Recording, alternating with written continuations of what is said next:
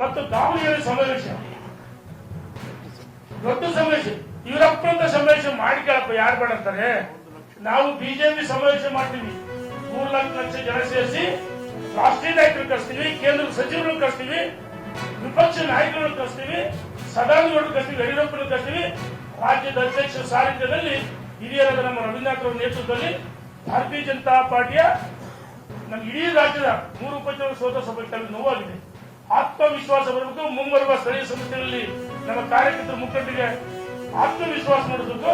ಅದಕ್ಕೋಸ್ಕರ ದಾವಣಗೆರೆಯಲ್ಲಿ ಸಭೆ ನಿಗದಿ ಮಾಡ್ತೀವಿ. ದಿನಾಂಕವನ್ನ ಒಂದು ದೊಡ್ಡ ಸಭೆ ಮಾಡ್ತೀವಿ.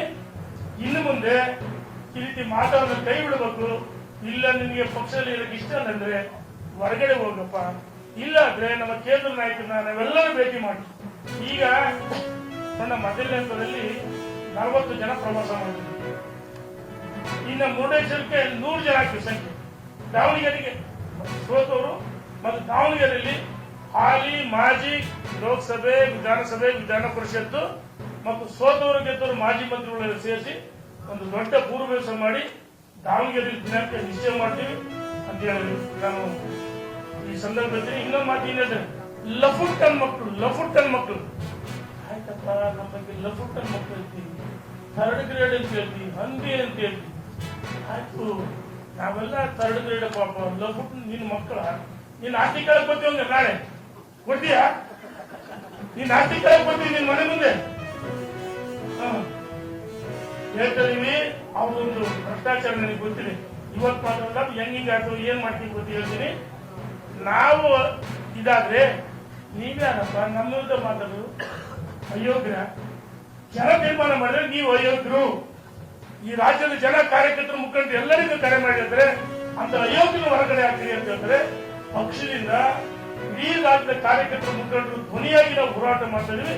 ಇಂಥ ಅಯೋಗ್ಯರನ್ನ ಪಕ್ಷದಿಂದ ಉಚ್ಚಾಟನೆ ಮಾಡಬೇಕು. ನಮ್ಮ ರಾಷ್ಟ್ರೀಯ ನಾಯಕರು, ಕೇಂದ್ರ ನಾಯಕರು ಭೇಟಿ ಮಾಡ್ತೀವಿ. ಸುದೀರ್ಘವಾಗಿ ಪತ್ರಿಕಾಗೋಷ್ಠಿ ಮಾತಾಡಿದ್ದೀನಿ. ನನಗೆ ಇದೇನು ನಾನು ಪ್ರಚಾರಕ್ಕೋಸ್ಕರ ಮಾತಾಡಿಲ್ಲ. ನನಗೆ ಬಂದಿರ್ತಕ್ಕಂಥ ಕರೆಗಳು ಎಲ್ಲವರು ಮಿಸ್ಕಾಲ್ ಇರ್ಬೋದು, ಬ್ಲಾಕ್ ಲಿಸ್ಟ್ ಹಾಕ್ತೀನಿ. ನೀವು ಟೆಸ್ಟ್ ಮಾಡಿ ಎಷ್ಟು ಬ್ಲಾಕ್ ಲಿಸ್ಟ್ ಹಾಕಿನಿ ಕರೆಗಳು ಬಂದಿವೆ.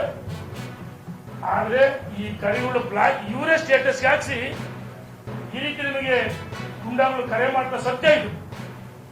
ಈ ನಿನ್ನೆ ದಿವಸ ಗಣೇಶನ ದರ್ಶನ ಮಾಡಿ, ಇವತ್ತು ಆದಿಶಕ್ತಿ ತಾಯಿ ಚಾಮುಂಡಿ ದರ್ಶನ ಮಾಡಿದ್ವಿ.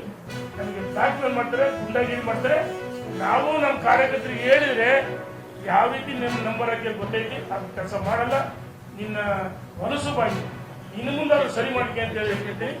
ಎಚ್ಚರಿಕೆಯನ್ನೇ ಕೊಡ್ತೀನಿ. ಧನ್ಯವಾದಗಳು.